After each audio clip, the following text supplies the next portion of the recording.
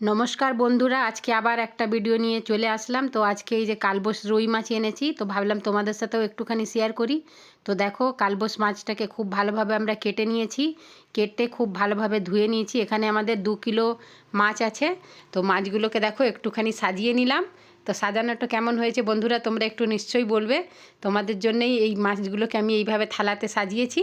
তো দেখো মাছগুলো কত সুন্দর লাগছে, সাজিয়ে দেখতে খুবই ভালো লাগছে। তোমাদেরকে ভালো লাগছে কি না জানি না, আমাকে তো খুবই ভালো লাগছে।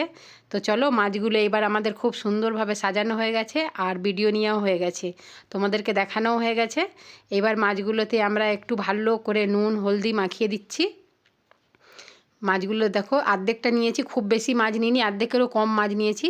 এতে এবার আমরা নুন হলুদ মাখিয়ে ভালো করে মাখিয়ে নিচ্ছি। এবার আমরা তেল গরম করব, কড়া একটা বসিয়ে দিয়েছি। কড়া বসিয়ে তেল গরম হচ্ছে যতক্ষণ, ততক্ষণে আমরা নুন হলুদটা খুব ভালোভাবে মাখিয়ে নিচ্ছি। এখানে দেখতে পাচ্ছ কড়াতে তেল গরম হয়ে গেছে, মাছগুলো আমরা দিয়ে দিচ্ছি একে একে করে। মাছগুলো দিয়ে খুব ভালোভাবে আমরা ভাজা করে নেব। তো তোমরা ভিডিওটা আমাদের দেখতে থাকো বন্ধুরা, আর যদি ভালো লাগে লাইক সাবস্ক্রাইব করে সবাই পাশে থেকো। তো এবার আমি আর কিছু বলছি না, তোমরা দেখো মাছগুলো দেখতে থাকো। মাছগুলো আমাদের দেখো খুব ভালোভাবে লাল লাল হয়ে ভাজা হয়ে গেছে।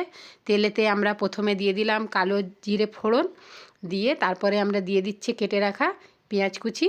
অনেকটাই পেঁয়াজ কেটেছিলাম, এই যে পেঁয়াজ কুচি দিয়ে দিলাম। আজকে আমরা বানাবো টমেটোর রুই, টমেটোর কালবোস রুই। এবার আমরা দিয়ে দিলাম আদা রসুন বাটা। আদা রসুন বাটাটা দিয়ে এবার খুব ভালোভাবে ভাজা করে নিয়েছি, তোমরা ভিডিওটা দেখতে থাকো।